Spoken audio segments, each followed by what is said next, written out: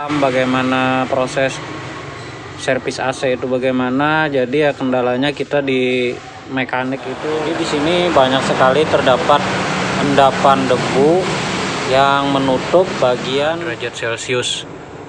Ya, ini saya posisi ada di dalam kabin.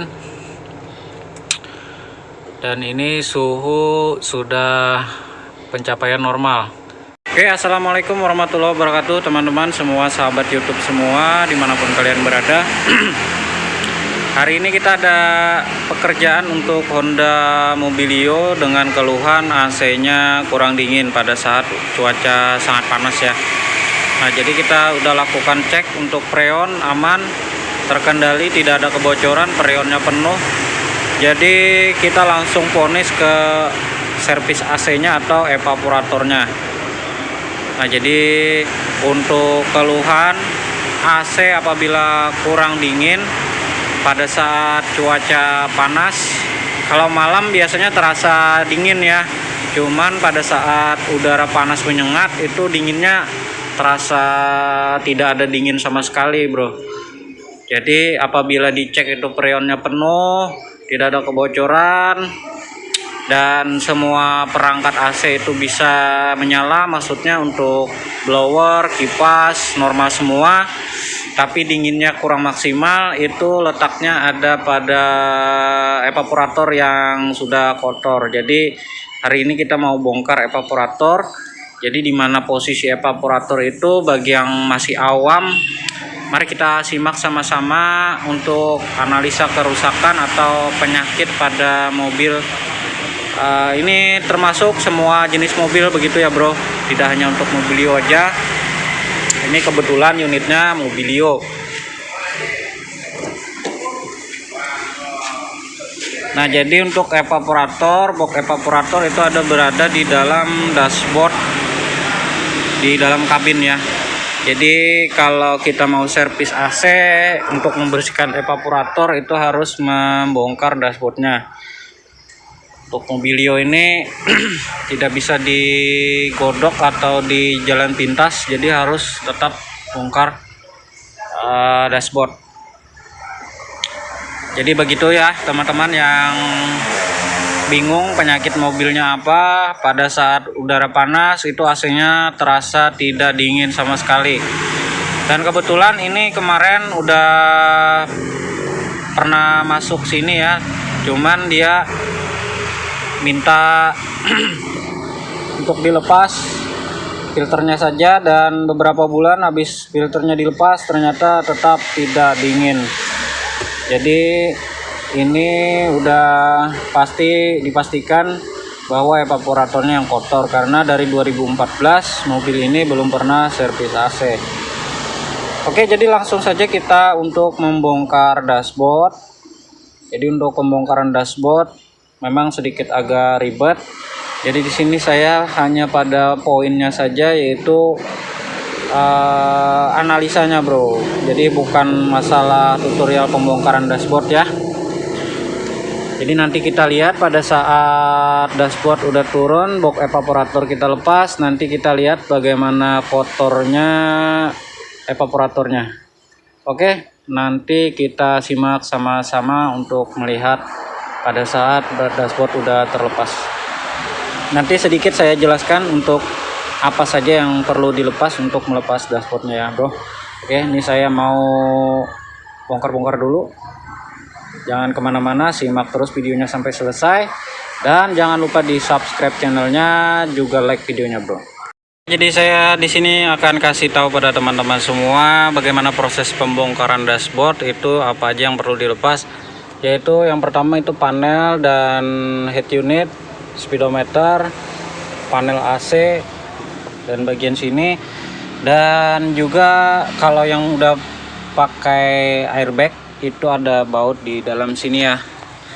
Itu ada baut 2 untuk airbag bagian bawah di sini ya, terselip. Ini airbag udah diangkat dan soketnya yang warna kuning ini. Dan juga di sini saya akan jelaskan sedikit, ada baut-baut yang tersembunyi yang mungkin tidak kelihatan. Jadi jangan sembarangan untuk tarik-tarik ya, gitu maksudnya. Di sini ada satu baut dari dalam sini dengan menggunakan obeng plus, dia nempelnya ke sini ya, ke bagian dashboardnya. Dan juga di bawah sini satu nih, ini ada baut juga nih, nyempit ya. Jadi ini harus ditekan seperti ini baru bisa untuk melepas bautnya nempel ke sini bro. Untuk dashboard ini udah bisa dilepas, udah bisa diangkat maksudnya gitu ya, mau dikeluarkan. Dan setir itu juga nanti kita turunkan ke bawah, ada baut 2 ya, kita turunkan ke bawah biar tidak terlalu mengganggu. Jadi tinggal bagian palangan dari box evaporator aja nanti kita lepas lagi. Oke, kita mau lepas, keluarkan dashboardnya dulu. Oke, untuk dashboard udah keluar dan bisa dilihat dengan langsung dengan mata kita ya. Ini banyak sekali debu-debu yang nempel di bagian karpet, di bagian box evaporator. Jadi box evaporator itu letaknya di sini bro. Nah, untuk teman-teman yang masih awam, di mana letak box evaporator, yaitu ada di dalam dashboard seperti ini. Jadi cara untuk melepasnya itu makanya agak susah dan butuh waktu yang lumayan lama untuk servis AC itu, karena disebabkan oleh pelepasan ini yang susah begitu ya. Jadi bagi teman-teman yang masih pemula begitu ya, belum paham bagaimana proses servis AC itu bagaimana, jadi ya kendalanya kita di mekanik itu ya seperti ini. Jadi setiap mobil itu beda-beda untuk cara pelepasannya, ada yang lebih gampang, ada yang memang susah, ada yang harus turun dashboard, ada yang bisa dikodok dari bawah gitu ya. Nah, jadi untuk pengalaman juga kemarin kita pernah bongkar expander yang matic, itu malah lebih ribet lagi bro, karena harus melepas ini panel dari tuas maticnya itu. Kalau ini nggak perlu ya. Nah, jadi ini untuk untuk dashboard udah terlepas, jadi seperti ini. Ini tadi setir juga saya turunkan seperti ini. Ini tinggal kita untuk melepas palangan ini, nanti kita geser sedikit biar nanti box evaporator itu bisa keluar. Karena kalau nggak digeser itu nanti akan mentok untuk boxnya. Jadi boxnya itu satu perangkat itu ya, nanti evaporator ada di dalam situ. Jadi kita mau melepas itu dulu. Dan perlu diketahui juga, ini bautnya ada terselip di sini, ada 2 ya. Di sini ada 2 dan di sini nih kita harus melepas ini dulu. Ada satu baut ini ya. Oke, kita mau lepas seperangkat box evaporator dulu bro. Jadi untuk melepas box evap ini harus mengendorkan palangan ini. Jadi palangan ini, baut yang bersentuhan dengan bodi itu harus dilepas semua ya. Ini udah saya kendorkan tadi, udah bisa maju sedikit ke sini. Ini bisa kita tarik untuk box evap ini, bisa kita tarik. Ini selang bagian depan belum lepas satu ya. Ini bisa kita kendorkan dan nanti kita keluarkan dari sini. Jadi ini nih yang mau kita keluarkan ya, karena ini nggak bisa diputus antara blower dengan evapnya, jadi harus satu set kita keluarkan. Jadi seperti ini bro, keluarnya lewat sini tadi ya. Ini diangkat sedikit, jadi udah bisa keluar. Kita lihat nanti di luar ya bagaimana kondisi evaporatornya. Nah, bisa kita saksikan sama-sama teman-teman. Ini kondisi udah kita bongkar di bawah untuk box evaporatornya. Jadi di sini banyak sekali terdapat endapan debu yang menutup bagian hembusan angin blower yang mengarah ke evaporator. Jadi ini yang menyebabkan AC itu tidak bisa dingin secara maksimal karena terhalang oleh debu-debu seperti ini. Jadi prinsipnya sama dengan AC split ya.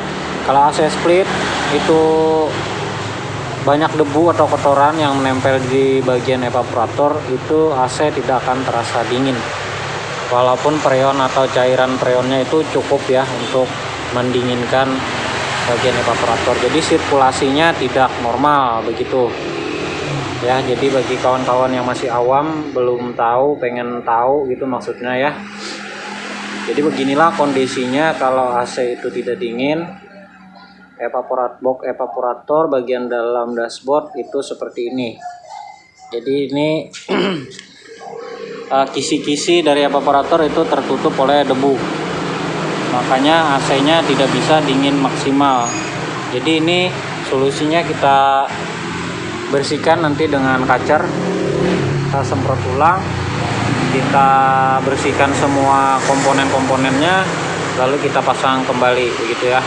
Jadi untuk kasus ini evaporatornya kotor tapi tidak mengalami kebocoran. Kalau mengalami kebocoran itu juga tidak akan bisa dingin. Akan tetapi kalau mengalami kebocoran itu pada saat diisi freon itu dia bisa dingin, cuman beberapa hari kemudian dia akan panas ya. Jadi walaupun misalnya ini udah kita bersihkan, kita pasang kembali, otomatis harusnya kan dingin. Nah terus kita kita isi freon, dingin beberapa hari, terus beberapa hari kemudian terasa panas gitu. Nah berarti itu ada kebocoran. Jadi begitu ya teman-teman, ada kebocoran sehingga cairan freon tersebut keluar dan tidak bisa mendinginkan sirkulasi AC tersebut. Tapi kalau diisi lagi itu akan dingin lagi bro.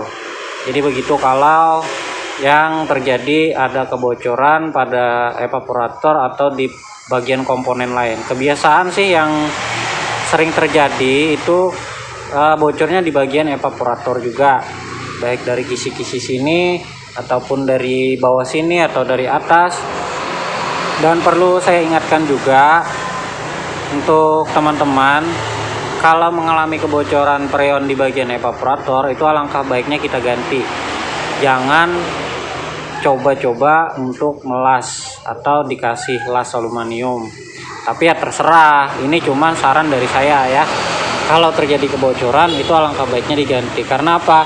Karena nanti kalian akan merasakan sendiri kerugiannya. Itu misalnya kita ngelas habisnya 200.000, kita ganti ini misalnya 500 atau 600.000. Nah ketahanannya itu nanti tidak akan jamin ya, bisa itu sebulan atau 2 bulan. Kalau kita ganti baru itu bisa sampai tahunan. Tapi kalau kita las itu nanti akan kerja 2 kali. Bahkan ada yang baru dipasang itu bisa bocor lagi bro. Jadi alangkah baiknya, saran saya kalau evaporator memang bocor, alangkah baiknya itu diganti aja. Ya nggak perlu yang ori-ori ya juga nggak apa-apa lah. Yang penting tidak terlalu jelek banget barangnya gitu ya. Yang harga sekitar 500 ribuan itu sudah cukup bagus menurut saya. Kalau yang ori kan sekitar 800 atau 900 ribuan. Untuk evaporator hampir semua mobil sih sama harganya sekitar segituan ya. Nah jadi itu saran dari saya, semoga bisa dipahami lah masukan dari saya begitu ya. Oke, ini nanti saya akan cuci dan pasang kembali, mudah-mudahan tidak ada masalah trouble lagi di lain ya. Nanti semua komponen kita cuci dan kita pasang kembali. Oke teman-teman, nah ini hasil dari pekerjaan kita tadi yang melakukan pembersihan evaporator AC Honda Mobilio, dan unit sudah kita hidupkan dan kita isi freon, dan hasilnya seperti ini. Untuk termometer bisa dilihat ya, untuk yang dilihat itu bagian dalamnya 0 sampai 100 derajat Celcius. Bisa dilihat itu ada di angka kurang lebih 5 derajat Celcius ya. Ini saya posisi ada di dalam kabin, dan ini suhu sudah pencapaian normal. Jadi hasilnya 5 derajat kurang sedikit, hampir 4 derajat Celcius, dan dirasa ini sudah cukup sangat dingin untuk sekelas mobil ini ya. Jadi begitu informasinya yang bisa kita sampaikan untuk keluhan AC yang tidak dingin pada saat siang hari dengan suasana terik atau menyengat. Jadi awal mula tadi memang tidak sempat tervideo, itu di sekitar 14-15 derajat Celcius dengan kondisi RPM di 2000 kita tahan, dan ini udah bisa mencapai 4 derajat, 4 hampir 5 ya.